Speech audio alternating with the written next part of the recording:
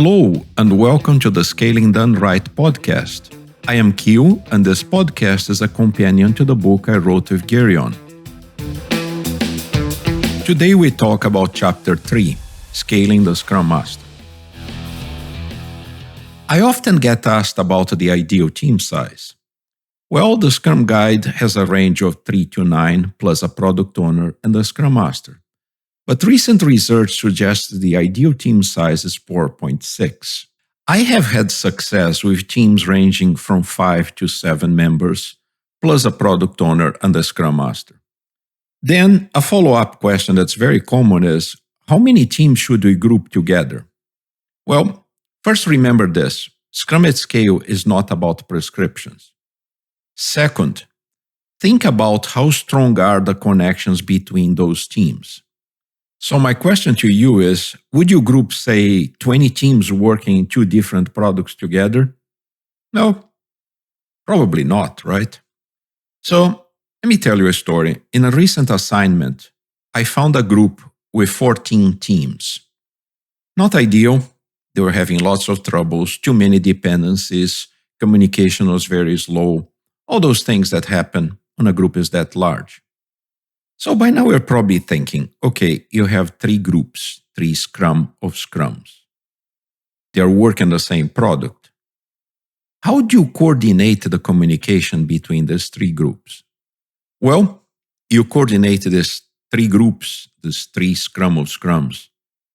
You probably guessed it will be a team of teams of Scrum teams, or a Scrum of Scrums. And this pattern can be repeated multiple times and is very easy to understand. In our case, we had a Scrum of Scrums that was also just part of a much larger organization. And honestly, I don't know about you, but I found this naming convention a tad difficult to deal with. Because this naming convention tends to be a mouthful, many organizations tend to call the Scrum of Scrums, the team of teams, as S2. And when they have a Scrum of Scrums, they call it an S3, and so on. Okay, but how do all these teams coordinate, communicate, surface impediments, escalate impediments on a daily basis when they are part of a very large corporation? Well, they do that with Scrum. At team level, we have a daily Scrum. When you have multiple groups, you're going to have a scaled daily Scrum. Just your regular daily Scrum, but scaled to the group level. You start your day at the daily Scrum, 15 minutes or less. Then one representative of each team go and meet on a scaled daily Scrum for the group of teams, the Scrum of Scrums, also called S2, which also takes 15 minutes or less. The scale daily Scrum at group level, the Scrum of Scrums, is facilitated by a Scrum of Scrums master. If in your company you have a third level, which is a Scrum of Scrums, you will have a facilitator named the Scrum of Scrums master. Again, that's a mouthful. I personally prefer to call them Chief Scrum Master in order to actually have a parallel nomenclature to the Chief Product Owner. At this point in time, I normally get asked, Q, you are setting up a hierarchy because you have number 1, number 2, number 3, number 4, and so on. But no, that's actually not quite right. Despite using numbers, we are actually not setting up a traditional hierarchy at all. We are rather referring to a higher or lower level of abstraction of a network of teams. Let's imagine a simple organization. As a group of teams, 5 of them. You have an impediment that got surfaced at team level. 15 minutes later, that impediment is being discussed at the scale daily Scrum for the group of teams, S2. And let's imagine that they cannot remove it. the Scrum of Scrum's master does not have the power or the means to remove that impediment. So, where does that go? The answer is the Executive Action Team, the EAT. And no, they don't handle cookies, unfortunately. Let's talk more about the EAT. The EAT has two primary responsibilities. The first one is the quality of the Scrum implementation in the organization. The second one, impediment removal. And that kind of impediments that cannot be removed elsewhere in the organization will tend to end at the EAT. The EAT has the ultimate authority to remove those impediments. The EAT is responsible for impediment removal.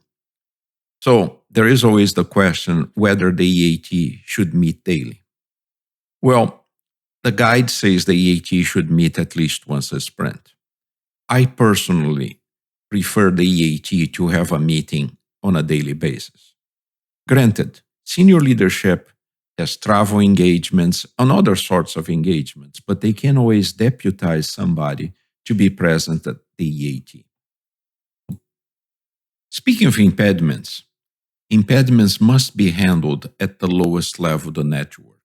If you can solve an impediment at team level, great, go for it. If you need to escalate that impediment to a Scrum of Scrums and have them remove it, great.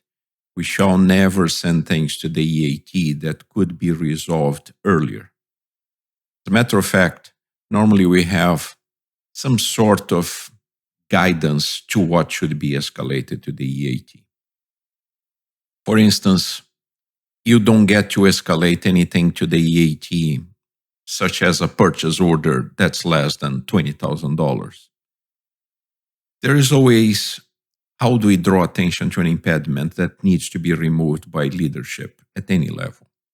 Well, leadership doesn't really like to go after online boards or online tools or anything of that sort. They seldom, if ever, log in on those things. One way I always escalated impediments, and it worked really well, is to have what I call a global impediment board. In my first job as a coach, we actually had a quite large board just by the door where you would go into the development department.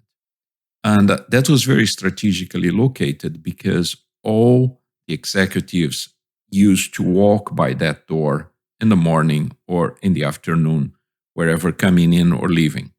And it was very visible to them what things were impeding us. And we always got things resolved quite quickly by doing that. In the book, there is actually a very interesting example how to use a banana peel to remove impediments. I'm not going to spoil the surprise. You have to buy the book and read it. But it's a very creative way. One of my favorite stories, actually. It is common for the EAT to delegate the implementation of Scrum to an Agile practice. The Agile practice will be in charge of teaching, mentoring, coaching Scrum for the entire organization. I hope you have enjoyed our podcast. For consulting, training, or coaching in Agile and Lean, you can reach out to Kyo at raskere.com and to Gary on at teamflow.net. Thank you.